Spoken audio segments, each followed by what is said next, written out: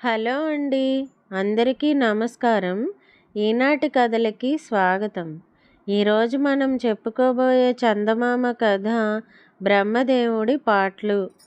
పూర్వం ఒకానొక ఊళ్ళో ఒక విద్యావంతుడైన బ్రాహ్మణుడుండేవాడు. ఆయన దగ్గర ఒక శిష్యుడు ఉండేవాడు. ఆ శిష్యుడు చాలా చురుకైనవాడు.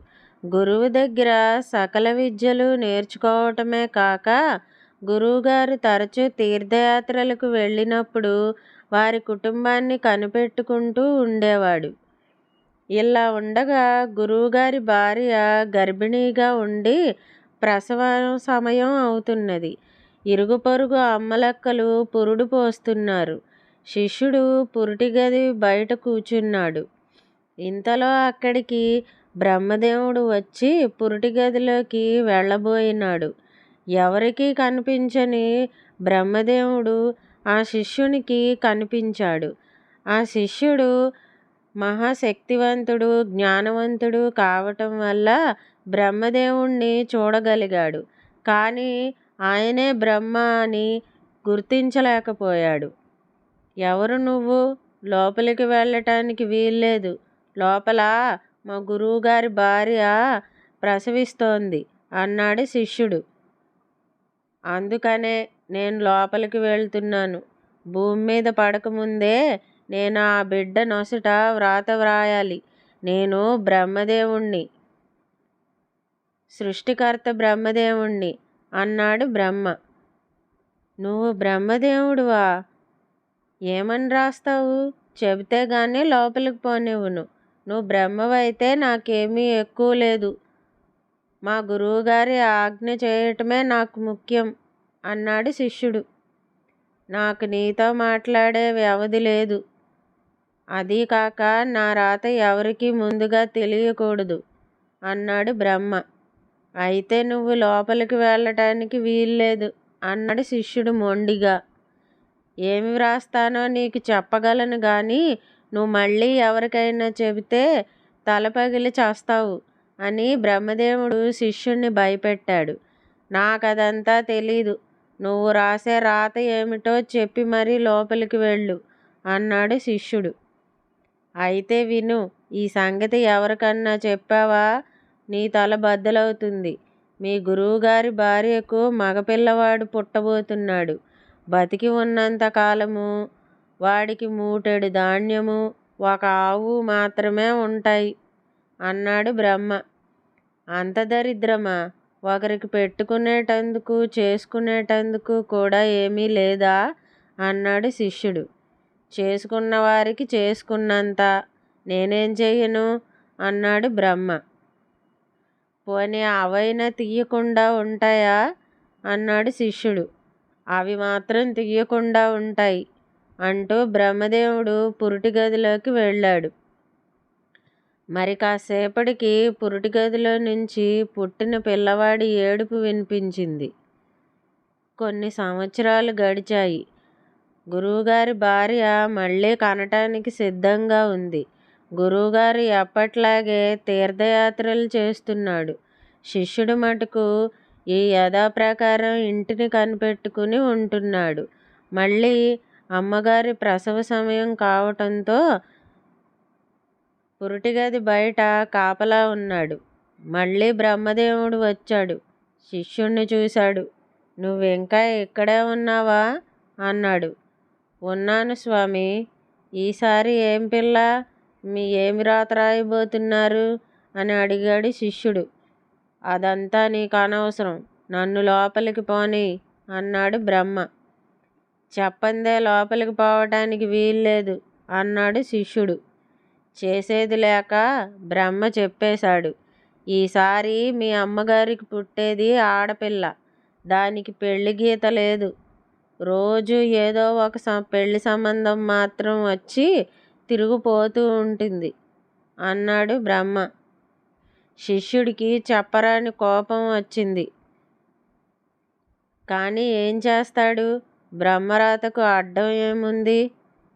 ఈ సంగతి ఎవరితోనైనా చెబితివా నీ తల పేలిపోతుంది అంటూ బ్రహ్మదేవుడు పురిటి గదిలోకి వెళ్ళాడు. ఇది జరిగిన కొద్ది కాలానికి శిష్యుడు గురువుగారి వద్ద చదువు పూర్తి చేసి స్వగ్రామానికి వెళ్ళి పెళ్లి చేసుకుని ఒక ఇంటివాడైనాడు. అతనికి పిల్ల పాప కూడా కలిగారు. సంసారం చేస్తున్నాడు. కొద్ది సంవత్సరాలు గడిచాయి. శిష్యుడికి ఎప్పుడూ తన గురువుగారి పిల్లలకు బ్రహ్మ రాసిన రాతే జ్ఞాపకం వస్తూ ఉండేది. దానికి ఏదైనా ప్రతిక్రియ చేయలేదా అని ఆలోచిస్తూ ఉండేవాడు. కానీ బ్రహ్మ రాసిన రాతకు తిరుగు చేయటం ఎట్లా? ఆ రాత ప్రకారం జరిగితే పాపం ఆ ఇద్దరు పిల్లలు నిష్కారణంగా కష్టాలు పడిపోతారు అని శిష్యుడు ఎప్పుడూ విచారిస్తూ ఉండేవాడు. తన గురువుగారి పిల్లలకి ఎలాగైనా మంచి రాత రాయాలని ఆలోచిస్తూ ఉండేవాడు. ఇట్లా విచారిస్తూ పోగా శిష్యుడికి ఒక గొప్ప ఆలోచన తట్టింది. అతను వెంటనే గురువుగారి గ్రామానికి ప్రయాణం కట్టాడు. గురువుగారు, ఆయన భార్య చనిపోయి చాలా కాలమైంది. గురువుగారి అబ్బాయికి పెళ్ళయింది. అతను పౌరోహిత్యం చేస్తూ పొలం చూసుకుంటూ జీవిస్తున్నాడు. ఎంత కష్టపడి పనిచేసినా, ఎంత సంపాదించినా బ్రహ్మరాత ప్రకారం అతనికి దొడ్లో ఒక ఆవు, ఇంట్లో ఒక మూటెడు గింజలు తప్ప మరేమీ మిగలటం లేదు. గురువుగారి పిల్లకు యుక్త వయసు వచ్చింది. కానీ ఆమెకింకా సంబంధం కుదరటం లేదు. ఎంతోమంది వచ్చి చూసిపోతారు గాని ఒక్కరూ పెండ్లాడరు. ఆ పిల్లకు పెళ్లి కానందుకు వదిన రోజూ ఆ పిల్లను తిట్టుతున్నది. ఆ పిల్లకు ఆ ఇంట్లో ఉండటం కష్టంగా ఉంది. శిష్యుడు ఆ ఇద్దరికీ తాను ఆలోచించిన సలహాలు చెప్పేశాడు. గురువుగారి కొడుకుతో ఈ విధంగా చెప్పాడు. నాయనా, నువ్వు డబ్బుకేమీ విచారించకు. నీ దారిద్ర్యం చూసి భయపడకు. నీ దగ్గర ఉన్న గింజలు పెట్టి సరిపోయినంత మందికి సంతర్పణ చేసేయి. సాయంకాలం అయ్యేసరికి ఇంట్లో ఒక్క గింజ మిగల్చకు. దొడ్లో ఆవును కూడా ఉంచకు. ఎవరికైనా విక్రయించు. అమ్ముడు పోకపోతే దానం చేసేయి. నీకేమీ నష్టం లేదు. కానీ నువ్వు మూటలో ధాన్యం, దొడ్లో ఆవు ఈ రెండూ ఉంచుకోకు అని చెప్పాడు. దానికి గురువుగారు కొడుకు భయపడి, అసలే నాది బీద సంసారం. ఇలా చేస్తే నేను నా భార్య మాడి చచ్చిపోమా అన్నాడు. నా మాట నమ్మి నేను చెప్పినట్టు చెయ్యి. చేతనైతే రోజు నేను చెప్పినట్టే చెయ్యి. నీకేమీ నష్టం కలగకుండా నేను చూస్తాను. నాది హామీ. కావలిస్తే నేను నీ ఇంట్లో కొంతకాలం ఉంటాను. ఉండి నా మాట నిజమని రుజువు చేస్తాను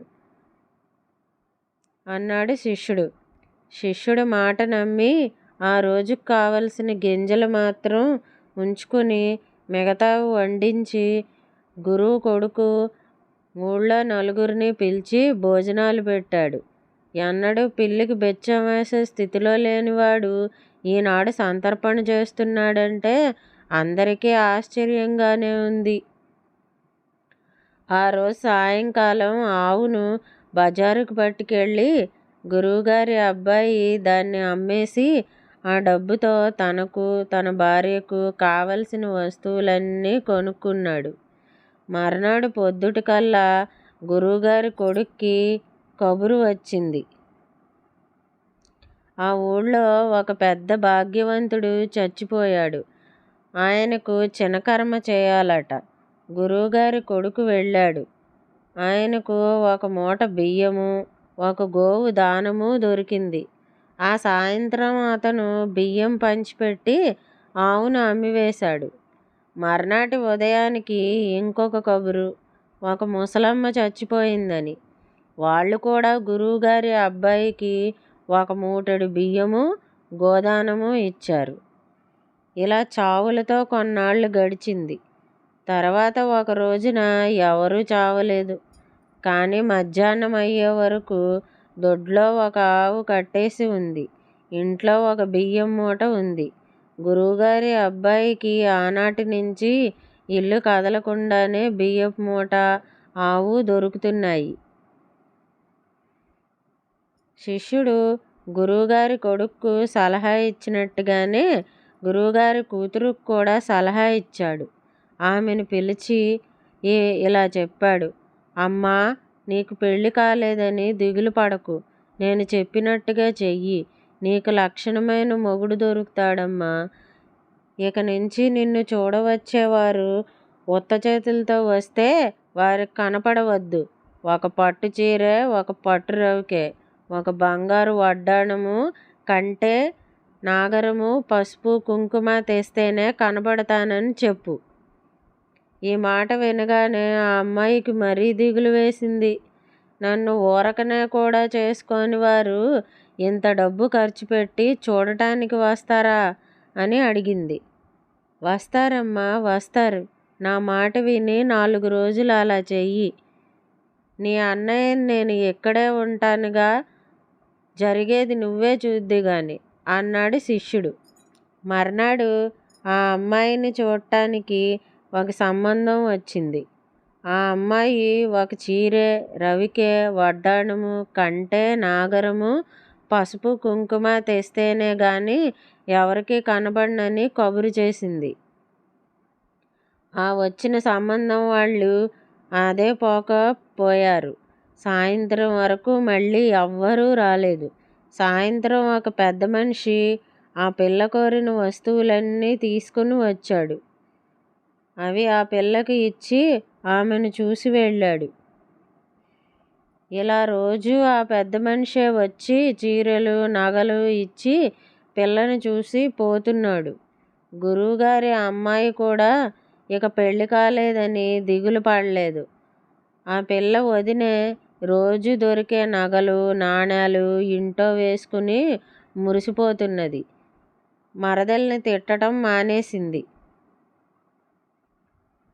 శిష్యుడు 1 నెల రోజులున్నాడు. అతని సలహా ప్రకారం చేయటం వల్ల తన గురువుగారి పిల్లల ఇద్దరి సమస్యలు పరిష్కారం అయ్యి వాళ్ళ ఇద్దరి జీవితాలు ఒక ఒడ్డున పడ్డాయి. వాళ్ళిద్దరి దగ్గర సెలవు పుచ్చుకుని శిష్యుడు తొలికోడి కూసే వేళకు బయలుదేరి తన స్వగ్రామానికి ప్రయాణమయ్యాడు. తెల్లవారటానికి ఇంకా 2 గంటలున్నది. కానీ వెన్నెల ఉండటం వల్ల దారి చక్కగా తెలుస్తున్నది. శిష్యుడికి దారిలో ఒక పెద్ద మనిషి ఎదురైనాడు. ఒక భుజాన పెద్ద బియ్యం మూట, రెండో చేతిలో నగల మూట పట్టుకున్నాడు. ఒక ఆవును పలుపుకు కట్టి తెస్తున్నాడు. వచ్చేది బ్రహ్మదేవుడేనని శిష్యుడు గ్రహించి నమస్కారం స్వామి అని పలకరించాడు. నీ మూలంగా నాకెన్ని పాటలు వచ్చాయో చూడు అన్నాడు బ్రహ్మదేవుడు. నన్నేం చేయమంటారు స్వామి, వాళ్ళ కర్మ వాళ్ళది, మీరు రాసిన రాతేగా అన్నాడు శిష్యుడు నవ్వుతూ. ఇది వాళ్ళ కర్మ కాదోయి, నా కర్మ. నాకు ఒక్క పని చేసుకోవడానికి తీరిక చిక్కటం లేదు. రోజు ఆ అబ్బాయికి మూట ధాన్యము, ఆవు, ఆ అమ్మాయికి నగల మూట ఇచ్చి వెళితే తప్ప నా పని పూర్తి కావటం లేదు. నాకు ఇంకే పని చేయడానికి ఖాళీ ఉండటం లేదు. ఈ పని చేతోనే సమయం అంతా గడిచిపోతున్నది అన్నాడు బ్రహ్మదేవుడు. అలా అయితే ఆ రాత కొంచెం చెరిపివేయకూడదా అన్నాడు శిష్యుడు. చెరపటం ఎలాగా? బ్రహ్మరాత చెరపడానికి కుదరదు. కానీ కొంచెం దిద్ది వేసి సవరించి నా కర్మ వదిలించుకుంటాను అంటూ బ్రహ్మదేవుడు వెళ్ళిపోయాడు. వెళ్ళిపోయి ఆ అబ్బాయికి సమస్త సిరి సంపదలు, ఐశ్వర్యము కలిగేలాగా, గురువుగారి కూతురికి చక్కని ఆ వరుడితో పెళ్ళి అయ్యేలాగా, పిల్లా పాప కలిగేలాగా వారి తలరాతలు కొద్దిగా మార్చి రాశాడు. అంతే. ఆనాటి నుంచి గురువుగారి అబ్బాయి పట్టిందల్లా బంగారం అయింది. ఐశ్వర్యాలు, సిరి సంపదలతో తులతూగసాగాడు. గురువుగారి అమ్మాయికి ఒక గొప్ప వరుడితో పెళ్ళి కుదిరి మంచి ఇంటికి కోడలైంది. ఆమెకు మంచి మొగుడు దొరికాడు. మంచి పిల్లా పాపలు కూడా కలిగారు. ఆమె కూడా భర్తతో సంతోషంగా ఉన్నది. ఇదండి బ్రహ్మదేవుడి పాటలు కథ. ఎలాగైతేనేం మన శిష్యుడు తన గురువుగారి పిల్లలకు బ్రహ్మరాతను మార్చి మంచి రాత కలిగేలా చేశాడు. గురువుగారి రుణం చాలా చక్కగా తీర్చుకున్నాడు. మరి మీరేమంటారు? ఈ కథ కనుక మీకు నచ్చినట్టయితే లైక్ చేయండి. ఈ కథను మీ స్నేహితులకు షేర్ చేయండి. కథపై మీ అభిప్రాయాన్ని కామెంట్ రూపంలో తెలియచేయండి. మరిన్ని మంచి కథల కోసం మా ఛానల్ను సబ్స్క్రైబ్ చేసుకోండి.